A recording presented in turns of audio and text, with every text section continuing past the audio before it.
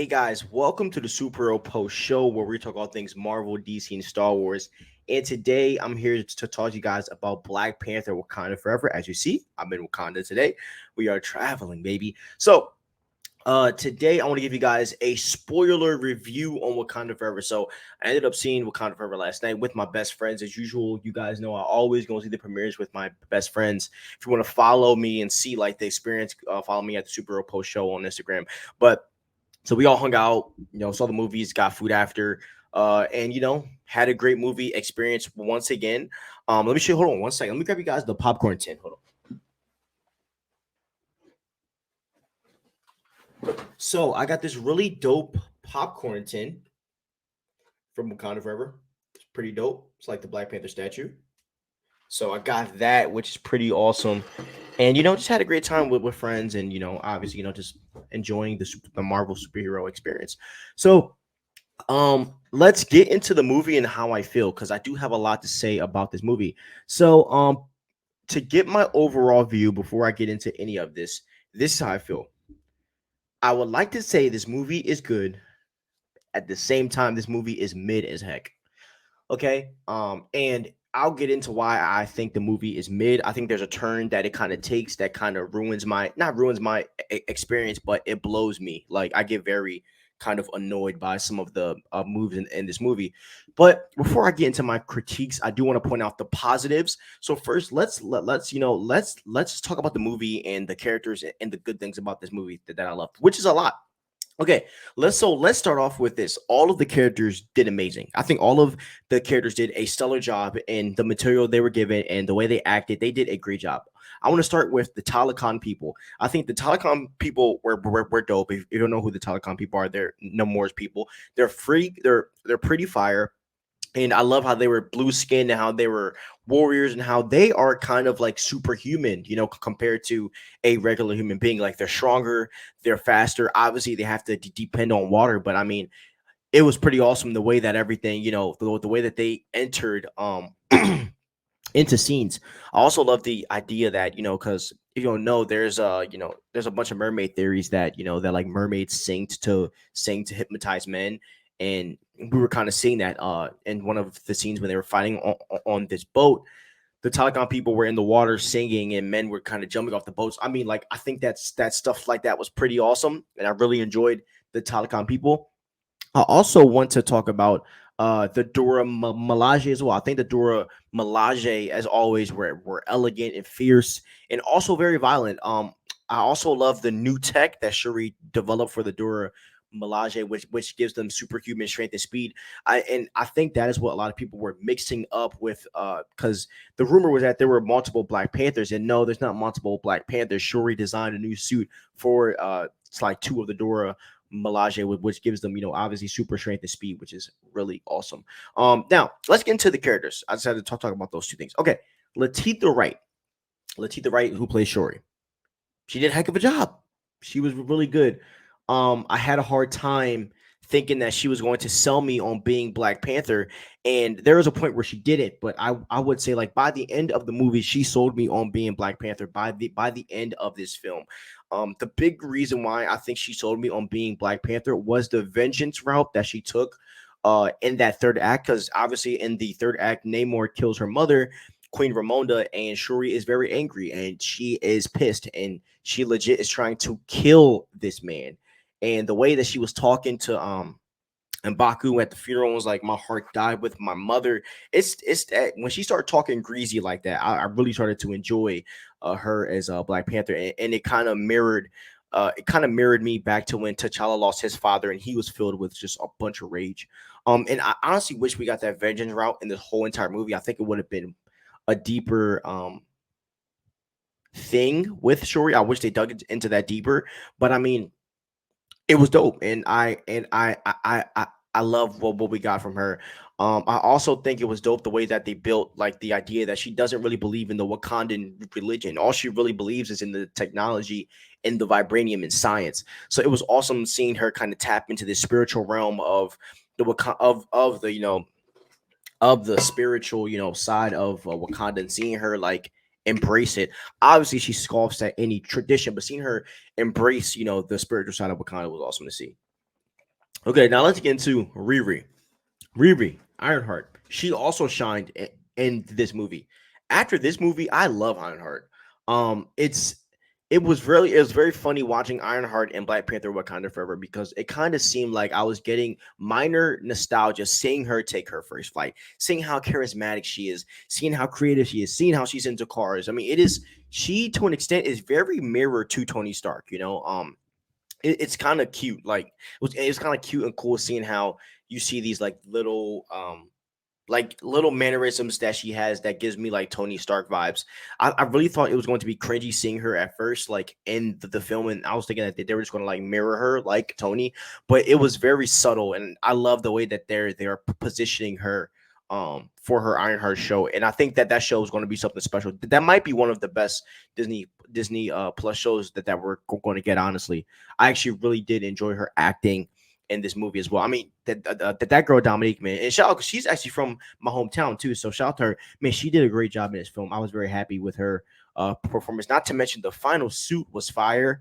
Um, I love the take that she went on it. It was very different than what we've seen in the original Iron Man suit, which gets me very excited to see what she's going to do in the future. Because obviously she wasn't allowed to take that suit back. She had to keep that suit in Wakanda. So as I said, I'm very excited to see how they're going to shift her into this new world of superheroes now. So obviously Namor, who probably shined the most in this movie. He was probably the best actor in this movie, the best character in this movie. Namor was very menacing. You know, when he was on screen, I would get stressed out because you just didn't know who was going to die at any given moment.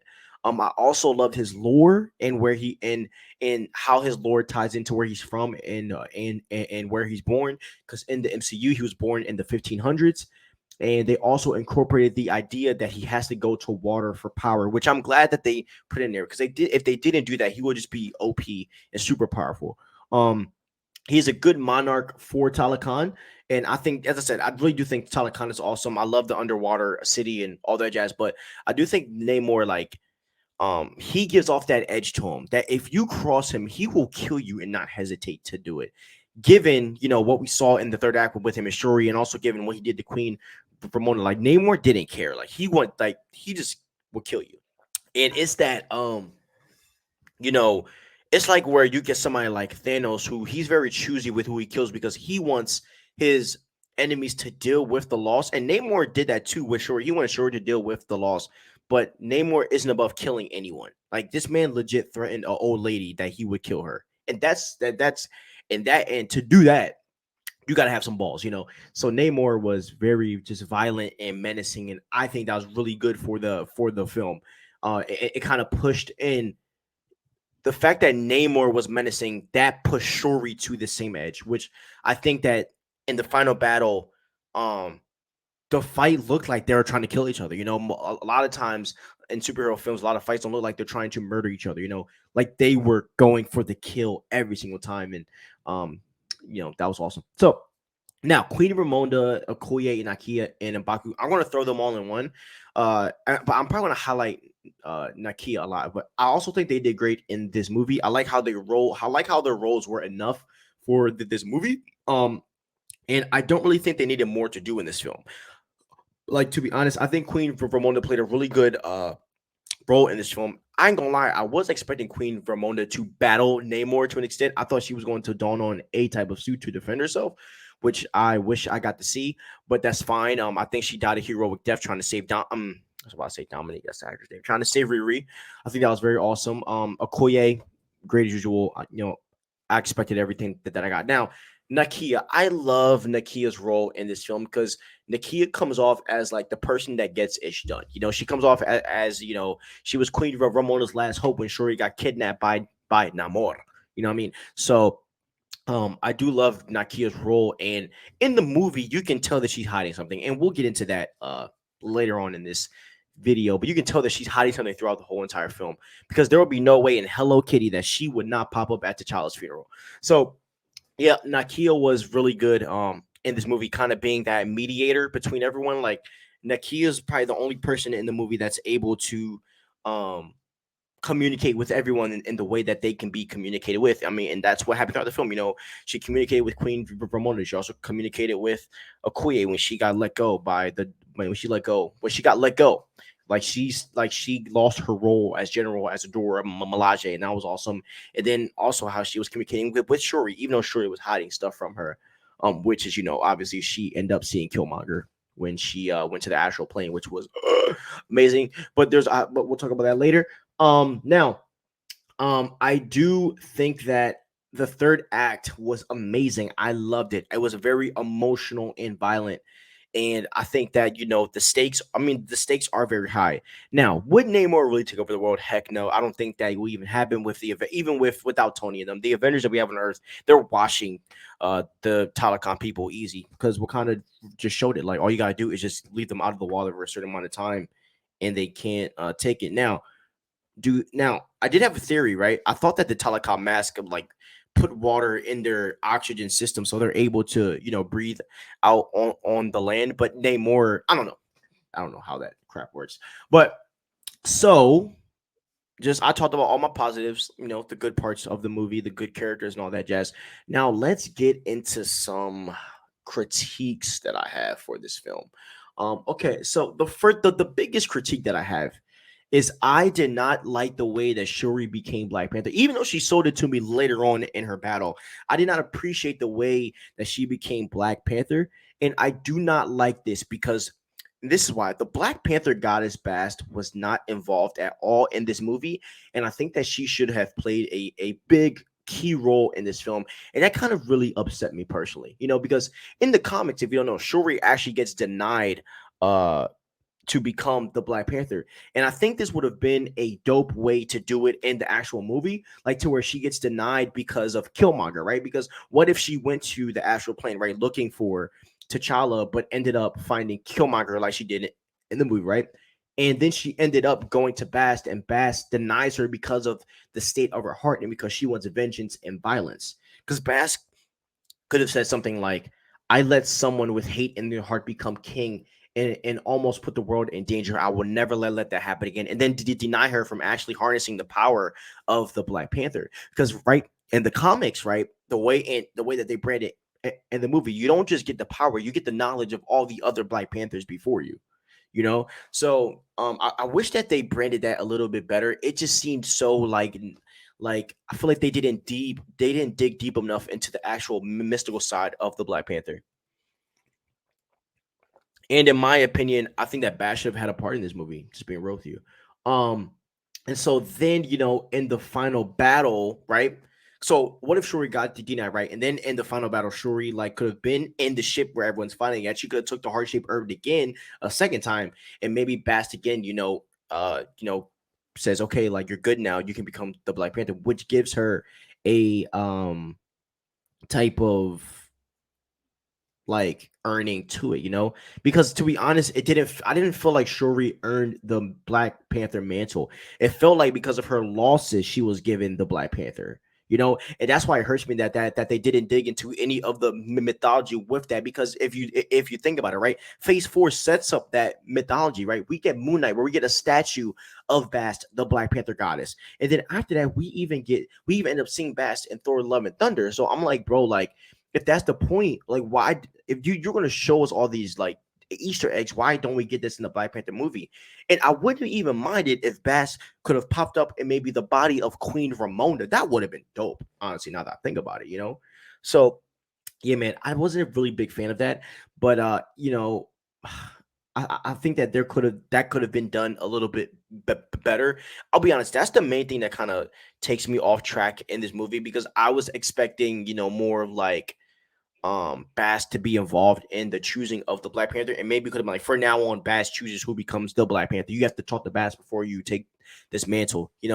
And so I wasn't really a big fan of how all of that was constructed, because how are you going to just keep giving everybody's powers, but you're not getting the actual God involved into it? It's just not fair. And as I said, they missed a really big opportunity there. And to me, it seems like with this movie ending, Shuri didn't learn her lesson. Like the ending was so like the shift was so quick. Ramona says something and she says, "Okay, like we're going to protect Talo Khan. I've let vengeance take over me." And you're like, bro, but like there's no earning to get. Yeah, so I was really frustrated with that. But you know, I do have a few questions though, like with this movie ending, right? Because in the ending, we end up seeing T'Challa's son, right? So T'Challa had a son with Nakia. His name is Tokan or whatever, and that's his Haitian name. But in Wakanda, his Wakanda name is actually T'Challa. So T'Challa did end up raising this boy to some extent. He prepped his kid, he prepped his son for his death, so it wasn't a surprise to him. Queen Ramonda knew about the son, so the good thing is that the son isn't going to be going through all this freaking trauma that his dad's going. He's probably gonna be upset, but we're probably going to end up seeing T'Challa in the next Black Panther when his son goes to the astral plane to meet him, which I think will be very, awesome and good to see. But I do have a question, with the end of this movie, who is ruler Wakanda? Is it M'Baku? Because in the end, M'Baku was challenging to be ruler of Wakanda. And the question is, when will T'Challa Jr. become to Wakanda? And I think this opens up the door for a dope plot for T'Challa Jr. in the next Black Panther film. And I think that it gives us a fire origin for that guy. Now, all in all, with all that stuff being said, right, the movie honors Chadwick Boseman in a beautiful way. I hope that we get T'Challa's son, who has the same name as him, to be the next Black Panther very soon, so that we can get a really good recast. And I am happy that this movie happened, and I really enjoyed it. Like all in all, regardless of the way I felt, and I might have been angry or upset, or I cried, man, like about 3 times. They don't rush; they get right into the death, man. It hurts. But the movie honored him in a really well way, and you can feel the absence of Chadwick Boseman in this film. Like you feel like, yo, we need him here right now.